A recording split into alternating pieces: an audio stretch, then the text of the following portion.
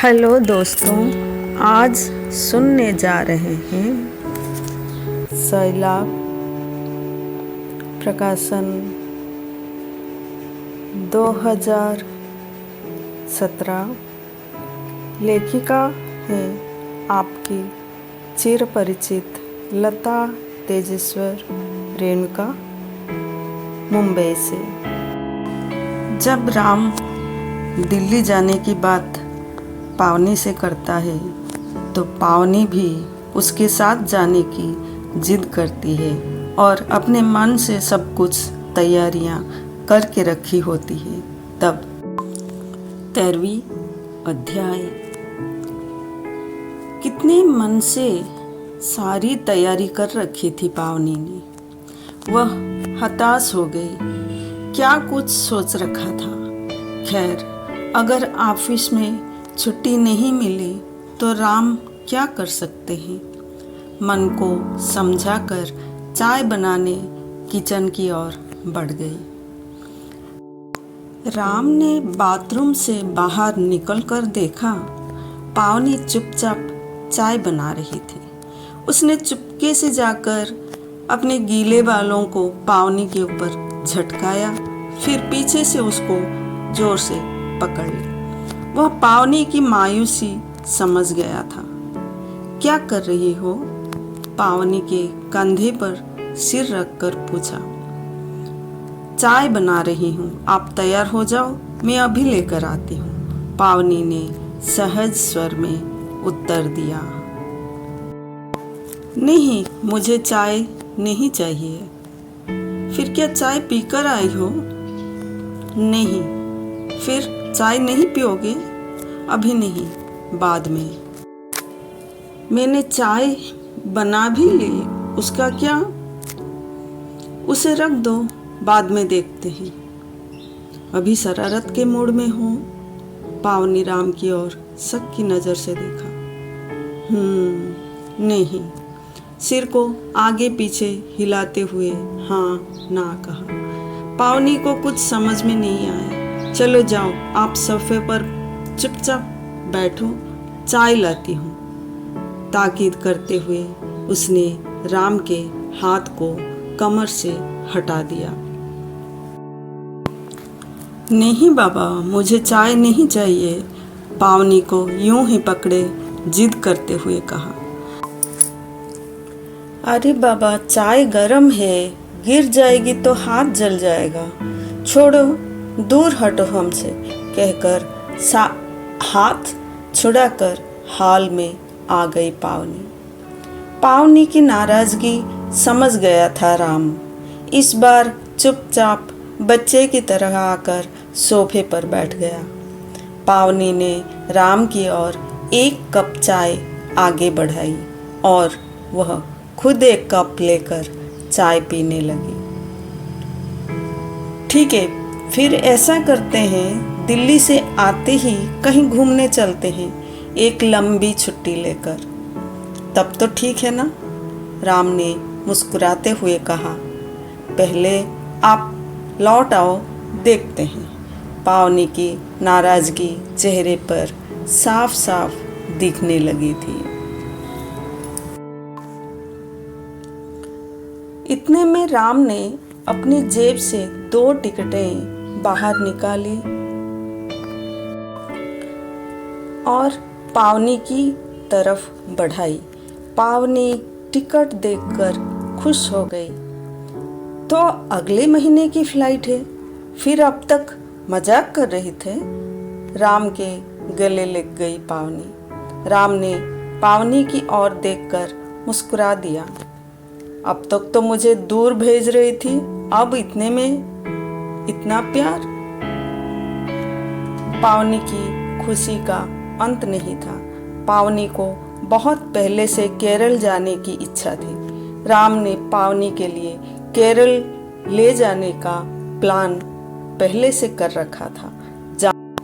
जानकर खुशी रोक नहीं सकी। उसने मुस्कुराते हुए राम के हाथ को चूमकर थैंक यू कहा। पर अब तो अकेले ही जाना होगा। बस 2 दिन की ही बात है। वहाँ से लौटते ही हम छुट्टियाँ मनाने केरला जा रहे हैं। पूरे 1 हफ्ते की छुट्टी ली है। तुम्हारा मन था ना कब से? तो लेट्स एंजॉय।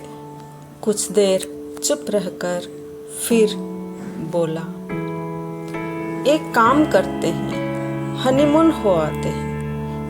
एक हनीमून सूट बुक करवा दूंगा, फिर तुम और मैं, कैसा रहेगा प्लान?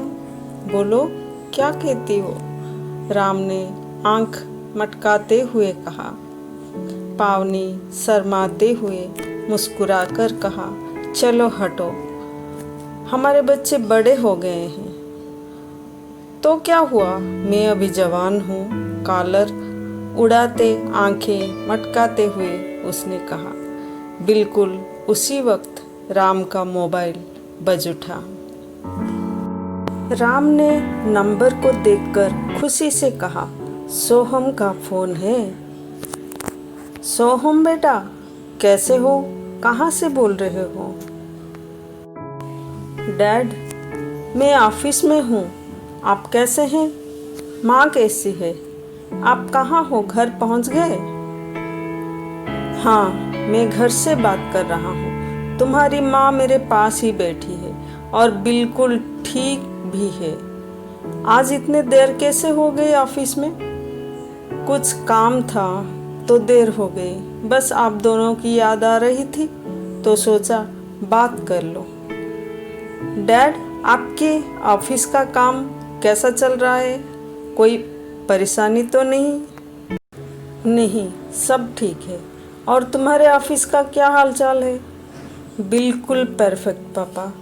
और माँ घर में बहुत बोर तो नहीं हो रही है ना? सेजल भी हॉस्टल चली गई। माँ सेजल को बहुत मिस करती होगी।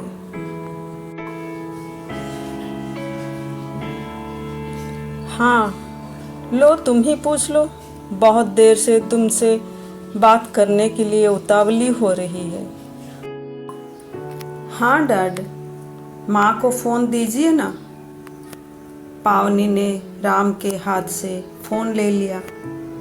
बेटा, कैसे हो तुम?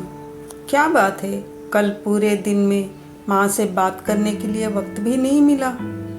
हाँ माँ, मैं कुछ काम में फंस गया था, इसलिए बात नहीं कर सका। वैसे ड्यूटी से आते वक्त भी बहुत देर हो गई थी, थक गया था, नींद आ गई, इसलिए बात नहीं कर सका। माँ, कैसी हैं आप? आपका वक्त कैसे कट रहा है? बोर तो नहीं हो रही हो? अब सेजल भी नहीं है आपको बिजी रखने के लिए। वो तो है। तू बता, ठीक से खाना खा रहा है कि नहीं? काम की वजह से खाने पीने की अवहेलना तो नहीं कर रहा है ना? नहीं माँ, वक्त पर खाना खा रहा हूँ, आप फिक्र मत करें। सेजल से भी बात की थी, वो भी ठीक है। अच्छे कॉलेज से सीट मिल गया, बहुत खुश है। पढ़ाई में ध्यान रखना पड़ेगा बस। उसकी चिंता मत करो, मैं उसका ख्याल रखूँगा। हॉल से किचन की तरफ आते हुए पावनी ने सोहम से चुपके से कहा, तेरे डैड ने केरला जाने के लिए 2 टिकट बुक किए हैं अगले महीने के लिए। तो बस कुछ दिन घूम के आ जाएंगे तो मज़ा आ जाएगा। अच्छा है, आप दोनों घूम कर आएंगे तो अच्छा रहेगा। और आपकी कविताएं कैसे चल रही है? आजकल फ्रेंड्स बुक में आपकी कविताएं कुछ दिख नहीं रही है। बहुत मिस करता हूँ आपकी लेखनी को। पावनी ने हंसकर कहा, अच्छा, मेरी लेखनी इतनी अच्छी कहाँ होती है? बस यूं ही कुछ भी लिख लेती हूँ। नहीं माँ, सच बहुत अच्छी होती है। मेरे दोस्त आपकी कविताएं बहुत मन से पढ़ते हैं। अच्छा, ऐसी बात है तो ठीक है। अपना ख्याल रखना, कोई बात हो तो बताना बेटा, और फ़ोन करते रहना। ठीक है माँ, करूँगा। फ़ोन कट गया। अगले दिन राम दिल्ली के लिए निकल गया। पावनी अकेली पीछे रह गई। सारे काम खत्म करने के बाद पावनी ने अपना लैपटॉप निकाला। बहुत दिनों बाद फिर से फ्रेंड बुक लॉगिन किया, वह भी बेटे की याद दिलाने पर। इंटरनेट की दुनिया बहुत बड़ी है, घर से बाहर जाने की ज़रूरत नहीं। कुछ जाने पहचाने तो कुछ अनजाने लोगों से अच्छी दोस्ती हो जाती है।